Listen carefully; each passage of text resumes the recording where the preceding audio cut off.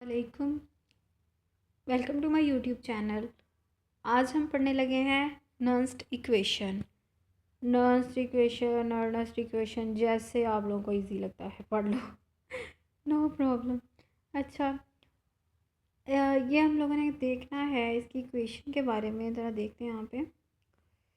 सबसे पहले ना यहाँ पे सिंपल सा रिएक्शन लिखा हुआ है लेकिन बहुत कॉम्प्लेक्स करके, जैसे लिखा है ए ऑक्सीडेशन प्लस ही पता नहीं क्या। अब ऐसे पढ़ते हैं आप लोगों को समझ नहीं आती। ओए तो देख लिया। अच्छा, तो मतलब ये कैसे है रिएक्शन, इसको सिंपल देखने के लिए ना यहाँ पे लिखा है। ये रिएक्शन देखते हैं जो हमें पढ़े हुए हैं ना, इस तरह से देखो। क्लोरीन है प्लस वो इलेक्ट्रॉन रिसीव करता है, क्लोराइड आयन बन गया। ठीक है, इस तरह से क्या हुई रिडक्शन, यानी कि एक ऑक्सीडेंट है उसने इलेक्ट्रॉन गेन किया और प्रोडक्ट बना दिया है। ठीक है, और उसके बाद यहाँ से देखते हैं अब इसे। एक ऑक्सीडेंट है, ऑक्सीडाइज्ड फॉर्म ऑफ स्पीशी है, उसने इलेक्ट्रॉन गेन किया है और फिर रिडक्शन हो गई है, उसकी रिड्यूस्ड फॉर्म ऑफ स्पीशी आ गई है। ठीक है, एन यहाँ पे क्या इक्वेशन में नंबर ऑफ इलेक्ट्रॉन्स हैं, इलेक्ट्रॉन को मैंने ई नेगेटिव से लिखा, और ए बी क्या है coefficient of oxidation and reduction, कि उसके साथ जो भी कितना कोएफिशिएंट के वैल्यू है 1 2 3 4, ये इस तरह से। ठीक है, अब इसके बारे में बता रहे हैं कि थर्मोडायनामिक फिजिबिलिटी जो है उसके बारे में हमने देखना है इस इक्वेशन की। तो हम पढ़ते हैं उसके लिए गिब्स फ्री एनर्जी को। गिब्स फ्री एनर्जी जो है वो क्या कहती है, इसे कहते हैं free energy. Gibbs free energy बताती है कि अगर वैल्यू जो होगी मोर नेगेटिव होगी तो वो ज़्यादा फिजिबल होगा रिएक्शन, और अगर जो है वो पॉजिटिव होगी तो रिएक्शन फिजिबल नहीं होगा। अच्छा, यहाँ पे एक चीज़ ये भी लिखी हुई थी कि अगर रिडक्शन हो रही है, हमने पहले रिएक्शन में बोला रिडक्शन हो रही है, तो हमें पता है रिडक्शन नहीं होती सिर्फ और सिर्फ, रिडक्शन भी हो रही होती है और उससे पहले किसी चीज़ की ऑक्सीडेशन हो रही होती है। उसकी ऑक्सीडेशन से जो इलेक्ट्रॉन जो है वो लूज़ हुआ, जो इलेक्ट्रॉन हमारे पास आया, वो जो होते हैं मतलब, तो उससे क्या हुआ था, वो ऑक्सीडेशन होके आया और अब हमने रिड्यूस किया। और मतलब अगर हम सिर्फ रिडक्शन रिएक्शन के बारे में बात कर रहे हैं तो वो अकेला नहीं चलेगा, बल्कि एक रिडॉक्स रिएक्शन चलेगा। जैसे कि यहाँ पे जो है ये रिडॉक्स रिएक्शन दिखाया गया है, Na2Na+Cl2, और इसे क्या बना 2NaCl, यानी कि Na जो है सोडियम, उसकी क्या हुई ऑक्सीडेशन, और क्लोराइड की क्या, क्लोरीन की क्लोराइड बन के रिडक्शन हुई है। अच्छा, नेक्स्ट यहाँ पे ना ये इक्वेशन, इस इक्वेशन को जो है बनाया अब किस तरह से, जो हमारे पास है ना गिब्स फ्री एनर्जी की इक्वेशन वो लिखी गई है। Delta G is equal to delta G not plus R T log natural, और इसका जो है ए उसका कोएफिशिएंट जो भी, फिर बी रिडक्शन, और ओवर ए ऑक्सीडेशन। अब यहाँ पे बता रहे हैं सारा कुछ क्या है, बता रहे हैं कि आर जो है ना वो जनरल गैस कांस्टेंट है जिसकी वैल्यू होती है 8.314, यहाँ पे तो बिल्कुल नज़र नहीं आ रही, और जाउल पर गैल्वन पर मोल, और टी क्या एब्सोल्यूट टेम्परेचर है, ए क्या है, ए है एक्टिविटी, और रिडक्शन आर ई डी क्या शो कर रहा है ऑफ रिड्यूस्ड स्पीशी, और जो है एक्टिविटी ऑफ ऑक्सीडाइज्ड स्पीशी। अब जी नोट क्या है, Gibbs free energy of substance in standard state. जब भी ये आएगा ना जी नोट, नोट ऊपर ओ का साइन सुपर स्क्रिप्ट में, ठीक है, तो हम इसे हमेशा यही कहेंगे कि ये क्या शो कर रहा है, ऑक्सीडेशन। ओके, नेक्स्ट क्या है, स्टैंडर्ड स्टेट का क्या मतलब है वो बता रहे हैं। एस टी पी आप लोगों ने पढ़ा हुआ है बहुत दफ़ा, S T P standard temperature and pressure, मतलब टेम्परेचर जो है वो 25 डिग्री सेल्सियस और प्रेशर जो है वो 1 atm। तो ये होती हैं स्टैंडर्ड कंडीशंस जिस पे जो स्टेट एग्जिस्ट कर रही हो, तो हम उसे कहते हैं वो स्टैंडर्ड स्टेट में है अपनी। और जो है वो बता रहे हैं गैस जो है अब स्टैंडर्ड स्टेट में क्या होती है, प्योर गैस की फॉर्म में होती है, और जो लिक्विड होता है वो प्योर लिक्विड की फॉर्म में, और जो सॉलिड होता है वो किस फॉर्म में होता है, specified crystalline solid, pure solid या स्पेसिफाइड क्रिस्टलाइन सॉलिड की फॉर्म में होता है। अब कह रहे हैं फ्री एनर्जी और पोटेंशियल का, इलेक्ट्रोड पोटेंशियल जो था उसका आपस में क्या रिलेशन है। इसके लिए इक्वेशन लिखिए, delta G is equal -NFE। ठीक है, NFE इसमें एन जो है कोई 1 2 3 जितने भी वैल्यूज़ हो सकती हैं, एफ़ जो है वो फैराडे कांस्टेंट है, और जबकि ई जो है वो पोटेंशियल। ई नॉट के बारे में बताया फिर से, ई नॉट स्टैंडर्ड पोटेंशियल, फिर से आ गया ना standard potential for particular reaction. Standard again वही सेम जैसे मैंने पहले कहा कि जो एस टी पी कंडीशन पे एग्जिस्ट करेगा। अभी मुझे बताएं एस टी पी का क्या मतलब है, कितना टेम्परेचर कितना प्रेशर। जी बिल्कुल, टेम्परेचर जो है 25 डिग्री सेल्सियस यानी 298 केल्विन, और प्रेशर 180 है। अब ये जो इक्वेशन थी हमारे पास G is equal G not plus R T log natural, ये सारा इसमें क्या होगा कि हम रिप्लेस कर देंगे एन एफ ई से। अब क्योंकि एन और एफ जो है माइनस एन एफ, ये क्या है, दोनों में सेम हैं, तो हम इसको डिवाइड कर सकते हैं पूरी इक्वेशन को। ये फर्स्ट सेकंड थर्ड सबको क्या किया हमने, डिवाइड कर दिया माइनस एन एफ से। तो हमारे पास क्या हुआ, यहाँ से भी कट गया यहाँ से भी कट गया, लेकिन यहाँ पे क्या हो गया, डिवाइड में आ गया। ठीक है, बाकी इक्वेशन सेम एज अबव।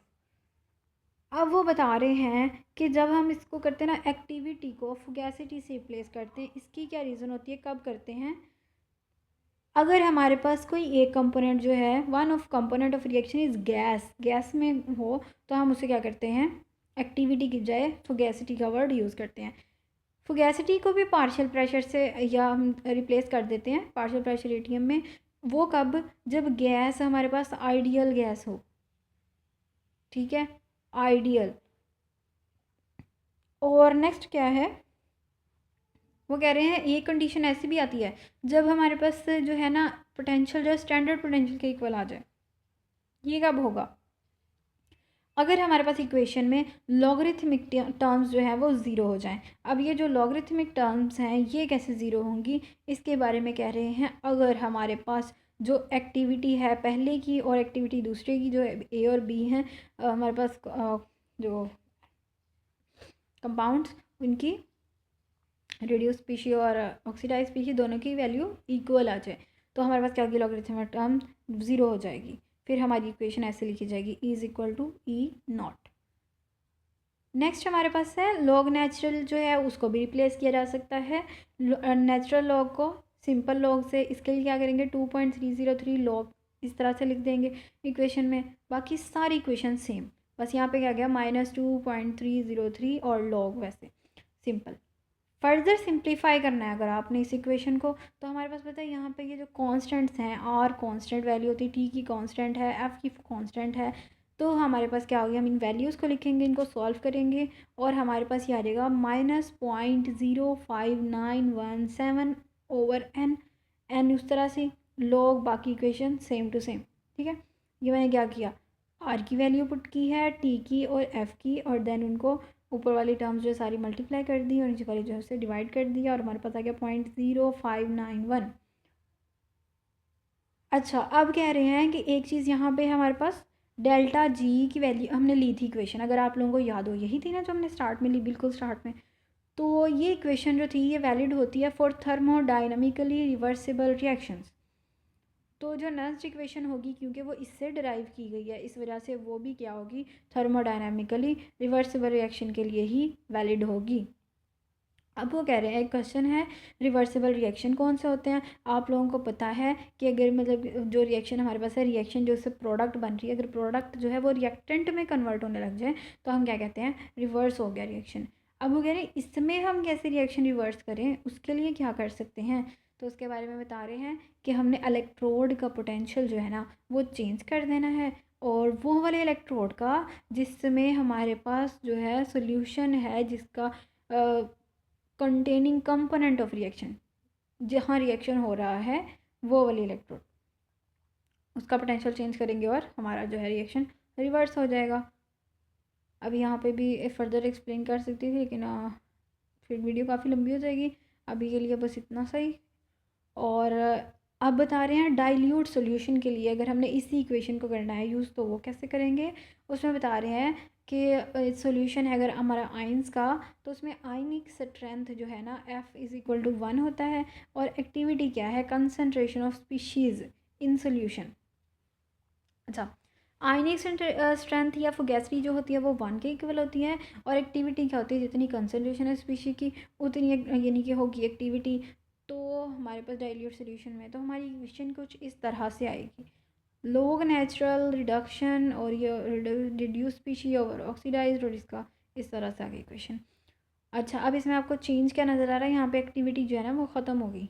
ए जो लिखा हुआ था ना, जो स्मॉल ए, वो ख़त्म हो गया। उसकी जगह रिड्यूस्ड को वैसे लिख दिया ब्रैकेट में और ऑक्सीडाइज। अब ये कह रहे हैं हमने इसको ब्रैकेट में लिखा है, इसका क्या मतलब है? स्क्वायर ब्रैकेट का क्या मतलब है? Square bracket shows molarity of substance within bracket, यानी मोलैरिटी को शो कर रही है। Molarity of reduce species, molarity of oxidise. तो ये अब नर्ड्स इक्वेशन हमारे पास बन गई है। अब हम एक दफ़ा देखते हैं कि हम लोगों ने क्या क्या पढ़ा है। सबसे पहले तो हमने सिंपल देखा रिएक्शन कैसे होते हैं। देन हमने देखा ऑक्सीडेंट इलेक्ट्रॉन जो है वो रिसीव करता है और प्रोडक्ट बनाता है। इस तरह से फिर रिड्यूस हुआ। रिड्यूस के बाद हमने बताया कि हम गिब्स फ्री एनर्जी को यूज़ कर रहे हैं थर्मोडाइनमिक फिजिबिलिटी चेक करने के लिए। किस तरह से बता रहे हैं, कैसे फिजिबल होगी, कब होगी? जब हमारी वैल्यू जो पॉजिटिव होगी या नेगेटिव? कब फिजिबल होगा? जब नेगेटिव होगी वैल्यू। उसके बाद हमने कहा फ्री एनर्जी और पोटेंशियल का क्या रिलेशन है, और उसके हिसाब से हमने जो है गिब्स फ्री एनर्जी में रिप्लेसमेंट कर दी। फिर हमने बताया एक्टिविटी को फुगैसिटी से कैसे रिप्लेस करेंगे, कब करेंगे। फिर हमने कहा फुगैसिटी को पार्शियल प्रेशर से कब रिप्लेस करेंगे। फिर हमने बताया कि इलेक्ट्रोड जो है स्टैंडर्ड इलेक्ट्रोड पोटेंशियल, सिंपल जो पोटेंशियल है वो स्टैंडर्ड के इक्वल कैसे होगा, कब होगा। देन हमने बताया कि सिंपल लोग से इसको किस तरह से रिप्लेस करेंगे। देन हमने बताया कि कांस्टेंट्स की वैल्यू पुट करके हम इसे और सिंप्लीफाई कर सकते हैं। देन हमने बताया है कि थर्मोडाइनमिकली रिवर्सिबल रिएक्शन के लिए ये इक्वेशन यूज़ होती है, और हम रिएक्शन को किस तरह रिवर्स कर सकते हैं, और डाइल्यूट सोल्यूशन के लिए ये इक्वेशन नल्स इक्वेशन किस तरह से यूज़ होगी। आज के लिए इतना ही, बाकी करेंगे हम नेक्स्ट वीडियो में इंशाल्लाह ताला। ओके जी, अल्लाह हाफिज़।